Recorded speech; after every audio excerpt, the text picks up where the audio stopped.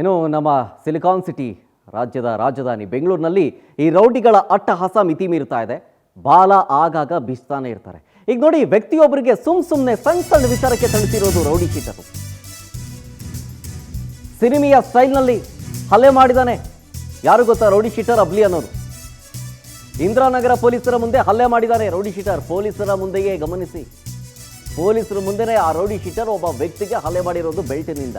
ಈಗ ಆ ಹಲ್ಲೆಯ ದೃಶ್ಯ CCTVಯಲ್ಲಿ ಸೆರೆಯಾಯಿತು.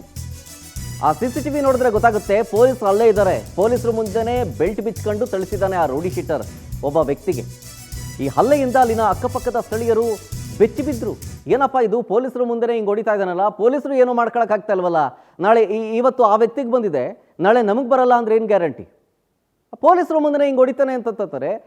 ನೆಕ್ಸ್ಟು ಪ್ರಭಾವಿಶಾಲಿ ಆಗಿರಬೇಡ ಅಥವಾ ಪೊಲೀಸರು ಎಷ್ಟು ವೀಕ್ ಆಗಿರಬೇಡ ಅಂತ ಮಾತಾಡ್ಕೊತಿದ್ದಾರೆ ಜನ. ಆಮೇಲೆ ನಂತರ ಇದೆಲ್ಲ ಆದಮೇಲೆ, ಗಲಾಟೆ ಆದಮೇಲೆ ಆ ವ್ಯಕ್ತಿ ಮತ್ತು ಈ ರೌಡಿ ಶೀಟರ್ ಇಬ್ಬರೂ ಪೊಲೀಸ್ ಠಾಣೆ ಕರ್ಕೊಂಡು ಹೋಗ್ತಾರೆ. ಆಗ ಜನ ಏನು ಅನ್ಕೋತಾರೆ, ಓಕೆ ಏನೋ ಒಂದು ಮಾಡ್ತಾರೆ ಇವಾಗ ಪೊಲೀಸರು ಅಂತ. ಏನಾಯಿತು ಸ್ಟೇಷನ್ ಕರ್ಕೊಂಡೋದಾಗ ಹೇಳ್ತೀನಿ. ಇಂದಿರಾನಗರ ರೌಡಿ ಶೀಟರ್ ಅಳಗನ್ ಅಲಿಯಾಸ್ ಅಬ್ಲಿ ಹಲ್ಲೆ ಆಗಿರೋದು ಬುಧವಾರ ಮಧ್ಯಾಹ್ನ 12:30 ಸುಮಾರಿಗೆ. ಇಂದಿರಾನಗರದ 4th ಕ್ರಾಸ್ನ ಬಳಿ ಒಬ್ಬ ವ್ಯಕ್ತಿ ಕುತ್ಕೊಂಡಿರ್ತಾನೆ. ಅಲ್ಲಿಗೆ ಈ ರೌಡಿ ಶೀಟರ್ ಬರ್ತಾನೆ. ಯಾಕೆ ಕುತ್ಕೊಂಡಿದ್ಯಾ ಇಲ್ಲಿ ಅಂತ ಕೇಳ್ತಾನೆ. ಇನ್ನೇನು ಹೇಳ್ತಾರೆ, ಯಾರು ಬಂದು ನನ್ನ ಇಷ್ಟ ಗುರು, ನಾನು ಕೂತಿದ್ದೀನಿ ಅಂತ ಹೇಳಿದ್ದಾನೆ. ನಾನು ಇಲ್ಲಿದ್ರೆ ನಿನ್ಗೇನು ಕಷ್ಟ ಅಂತ ಕೇಳಿದ್ದಾನೆ. ಆಗ ಸೊಂಟದಲ್ಲಿದ್ದ ಬೆಲ್ಟ್ ಬಿಚ್ಕೊಂಡು ಹಲ್ಲೆ ಮಾಡ್ತಾನೆ ರೌಡಿ ಶೀಟರ್. ಆಮೇಲೆ ಇಬ್ಬರೂ ಠಾಣೆ ಕರ್ಕೊಂಡು ಹೋಗ್ತಾರಲ್ಲ ಪೊಲೀಸರು. ಅಲ್ಲೇನಾಯ್ತು ಗೊತ್ತಾ, ಹಲ್ಲೆಗೊಳಗಾದ ವ್ಯಕ್ತಿಯನ್ನೇ ಬೈದು ಕಳಿಸಿದಾರಂತೆ ಪೊಲೀಸರು. ಹಲ್ಲೆ ಮಾಡಿದವನ ವಿರುದ್ಧ ಏನು ಕ್ರಮ ತಗೊಂಡ್ರಿ ಅಂತಂದ್ರೆ ಏನೂ ಇಲ್ಲ, ಯಾವ ಕೇಸು ದಾಖಲಿಸ್ಕೊಂಡಿಲ್ಲ. ಇಂದಿರಾನಗರ ಪೊಲೀಸರ ವಿರುದ್ಧ ಹಲ್ಲೆಗೊಳಗಾದ ವ್ಯಕ್ತಿ ಗರಂ ಆಗಿದ್ದಾರೆ ಈಗ. ಅಲ್ಲ ಸರ್, ಒಂದು ನ್ಯಾಯ ಕೊಡ್ಸೋಕ್ಕಾಗಿಲ್ಲ ಪೊಲೀಸರ ಕೈಯಲ್ಲಿ, ಇನ್ನು ಪೊಲೀಸರಿದ್ದು ಏನು ಅಂತ ಹೋಮ್ ಮಿನಿಸ್ಟರ್ ಕೇಳಬೇಕಿದ್ದನ್ನು. ಕಾನೂನು ಸುವ್ಯವಸ್ಥೆ ಸೂಕ್ತವಾಗಿದೆ, ನಮ್ಮ ಪೊಲೀಸರಿಗೆ ಫ್ರೀ ಹ್ಯಾಂಡ್ ಕೊಟ್ಟಿದ್ದೀವಿ, ಹಾಗೆ ಹಿಂಗೆ ಅಂತೆಲ್ಲ ಮಾತಾಡ್ತಾರೆ. ಇದೇನೋ ಹಾಗಾದರೆ ಡೀಟೇಲ್ಸ್ ಕೊಡ್ತಾರೆ ಇದ್ರ ಬಗ್ಗೆ ನಮ್ಮ ಪ್ರತಿನಿಧಿ ವೆಂಕಟೇಶ್ ಫೋನ್ ಸಂಪರ್ಕದಲ್ಲಿ. ವೆಂಕಟೇಶ್, ಪೊಲೀಸರು ವೀಕ್ ಆದ್ರ ಅಥವಾ ಆ ರೌಡಿ ಶೀಟರ್ ಸ್ಟ್ರಾಂಗ್ ಆದ್ನ, ಏನು ಕತೆ ಇದು?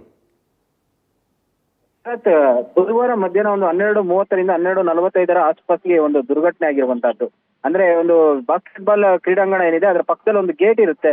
ಆ ಗೇಟ್ ನ ಸಮೀಪದಲ್ಲಿ ಈ ಒಂದು ವ್ಯಕ್ತಿ ಬಂದು ದ್ವಿಚಕ್ರ ವಾಹನದಲ್ಲಿ ಕೂತ್ಕೊಂಡಿರ್ತಾನೆ. ಅಲ್ಲಿಗೆ ಬಂದಂತವನೇ ಈ ಅಬ್ಲಿ ಅನ್ನುವಂತಹ ರೌಡಿ ಶೀಟರ್ ಬರ್ತಾನೆ. ಬಂದಂತವನೇ ಏಕಾಏಕಿ ಇಲ್ಲಿ ಯಾಕೆ ಕೂತಿದ್ಯಾ, ಇದು ಯಾವ ಏರಿಯಾ, ಏನ್ ನೀನ್ ಯಾರು ಅಂತ ಪ್ರಶ್ನೆಯನ್ನ ಮಾಡ್ತಾನೆ. ಆ ಸಂದರ್ಭದಲ್ಲಿ ಆತ, ನಾನು ಇಲ್ಲಿ ಕೂತ್ಕೊಂಡ್ರೆ ನಿಮಗೇನ್ ಕಷ್ಟ ಅಂತ ಹೇಳ್ತಾನೆ. ಆಗ ನಾನು ಯಾರು ಗೊತ್ತಾ, ನನ್ನ ಬಗ್ಗೆ ನಿನಗೆ ಗೊತ್ತಾ ಅಂತ ಹೇಳಿ ಪ್ರಶ್ನೆಯನ್ನ ಮಾಡ್ತಾರೆ. ಆಗ ಆ ವ್ಯಕ್ತಿ ಸಹಜವಾಗಿಯೇ ಕೂಡ ಉತ್ತರವನ್ನು ಕೊಡ್ತಾನೆ. ಅಷ್ಟಕ್ಕೆ ರೊಚ್ಚಿಗೆದ್ದು ಈತ ಸಂಕಟದಲ್ಲಿದ್ದಂತ ಬೆಲ್ಟ್ ಅನ್ನ ಬಿಚ್ಕೊಂಡು ಆತನ ಮೇಲೆ ಮನಸ್ಸು ಇಚ್ಛೆ ಹಲ್ಲೆ ಮಾಡ್ತಾನೆ. ಅಲ್ಲಿದ್ದಂಥವರೆಲ್ಲ ಕೂಡಿ ಒಂದು ಕ್ಷಣ ಗಾಬರಿ ಆಗ್ತಾರೆ. ಪಕ್ಕದಲ್ಲಿ ಹೋಟೆಲ್ ಇದೆ, ಆ ಕಡೆ ಕ್ಲಿನಿಕ್ ಇದೆ, ಎಲ್ಲವೂ ಕೂಡ ಇರುತ್ತೆ. ನೋಡಿ ಭಯ ಆಗ್ತಾರೆ.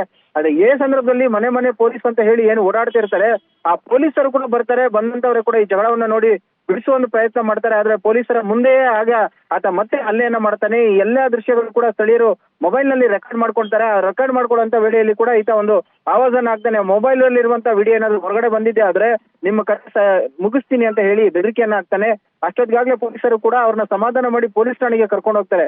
ಕರ್ಕೊಂಡೋದಂತ ವೇಳೆಯಲ್ಲಿ ಏನು ಹಲ್ಲೆ ಮಾಡದಂತ ವ್ಯಕ್ತಿ ವಿರುದ್ಧ ದೂರನ್ನ ದಾಖಲಿಸಿಕೊಳ್ಳದೆ ಹಲ್ಲೆಗೊಳಗಾದ ವ್ಯಕ್ತಿಯನ್ನೇ ಕೂರಿಸಿ ಆತ ಬೈದು, ನಿಂದು ಯಾವ ಏರಿಯಾ, ಯಾಕೆ ಇಲ್ಲಿ ಬಂದು ಕೂತ್ಕೊಂಡೆ ಅಂತ ಹೇಳಿ ಅವನನ್ನೇ ಬೈದು ವಾಪಸ್ ಕಳಿಸಿದ್ದಾರೆ.